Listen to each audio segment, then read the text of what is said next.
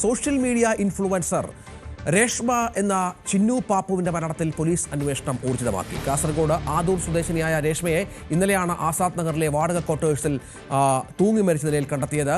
ഭർത്താവുമായി അകന്നു കഴിഞ്ഞിട്ട് ഇവർ ആൺ സുഹൃത്തിനൊപ്പമായിരുന്നു താമസമെന്നാണ് മനസ്സിലാക്കുന്നത്. ഇവർ തമ്മിൽ പ്രശ്നങ്ങൾ ഉണ്ടായിരുന്നുവെന്നും പോലീസ് പറയുന്ന പശ്ചാത്തലം ഉണ്ട്. സന്ദേശ് എന്ന ഇയാളെ കേന്ദ്രീകരിച്ചാണ് അന്വേഷണം. ഇയാളാണ് ആൺ സുഹൃത്ത് എന്നാണ് മനസ്സിലാക്കുന്നത്. KV ബൈജു ഉണ്ട്. ബൈജു, കലഹങ്ങൾ പതിവായിരുന്നുവെന്ന് അയൽവാസികളൊക്കെ പറയുന്നുണ്ട്. എന്താണ് യഥാർത്ഥത്തിൽ സംഭവിച്ചത്? പോലീസ് എന്തെങ്കിലും സൂചനകൾ കിട്ടിയിട്ടുണ്ടോ?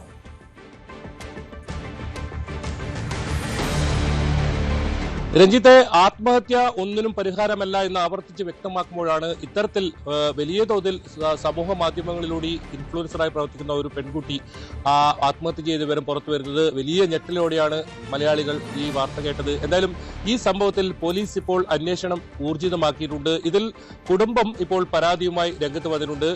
ഗംഗാധരൻ എന്ന് പറയുന്ന ഇവരുടെ പിതാവ് ഇത് സംബന്ധിച്ച് സമഗ്രമായ ഒരു അന്വേഷണം നടത്തണം, ആത്മഹത്യക്ക് കാരണം എന്താണെന്ന് കണ്ടെത്തണം എന്നൊക്കെയാണ് ഇവരുടെ ആവശ്യം. ഇപ്പോൾ എന്തായാലും ഈ വീട്ടിൽ നിന്നും ഈ ആദൂറായാണ് ഇവരുടെ സ്വദേശമെങ്കിലും ഇവർ കാസർഗോഡ് നഗരത്തിലാണ്, വാടക ക്വാർട്ടേഴ്സിലാണ് താമസം.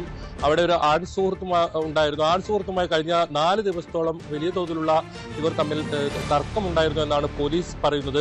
അതുകൊണ്ടാണ് ഈ ആൺ സുഹൃത്തിനെ കേന്ദ്രീകരിച്ച് ആൺ സുഹൃത്തിന്റെ വിശദമായ മൊഴി രേഖപ്പെടുത്താൻ ഇപ്പോൾ പോലീസ് തീരുമാനിച്ചിട്ടുള്ളത്. ഏതായാലും ഇവരുടെ വിശദമായ പോസ്റ്റ്മോർട്ടം ഇപ്പോൾ പരിയാരം മെഡിക്കൽ കോളേജ് ആശുപത്രിയിൽ നടക്കുന്നുണ്ട്. ഈ പോസ്റ്റ്മോർട്ടം റിപ്പോർട്ട് കൂടി കിട്ടിയാൽ മാത്രമേ പോലീസ് ഇതിലൊരു വ്യക്തത ഉണ്ടാകൂ. ഏതായാലും കൃത്യമായ ഒരു അന്വേഷണം അതാണ് പോലീസ് ഇപ്പോൾ ഉദ്ദേശിക്കുന്നത്. അതിൽ കുടുംബത്തിന്റെ മൊഴിയെടുക്കും, മറ്റ് സുഹൃത്തുക്കളുടെ മൊഴി രേഖപ്പെടുത്താനും തീരുമാനിച്ചിട്ടുണ്ട്. എന്തായാലും 2 ലക്ഷത്തിലധികം ഫോളോവേഴ്സ് ഉള്ള ഈ രേഷ്മ എന്ന് പറയുന്ന ചിന്നു പാപ്പു കാസർഗോഡൻ തനത് ശൈലിയിലുള്ള വീഡിയോകളാണ്. അത് പാചകവും യാത്രകളും ഒക്കെയായുള്ള വീഡിയോകളാണ്. വളരെ സന്തോഷവതിയായാണ് ഓരോ വീഡിയോകളും ബ്ലോഗിലും അവരെ കാണപ്പെടാറുള്ളത്.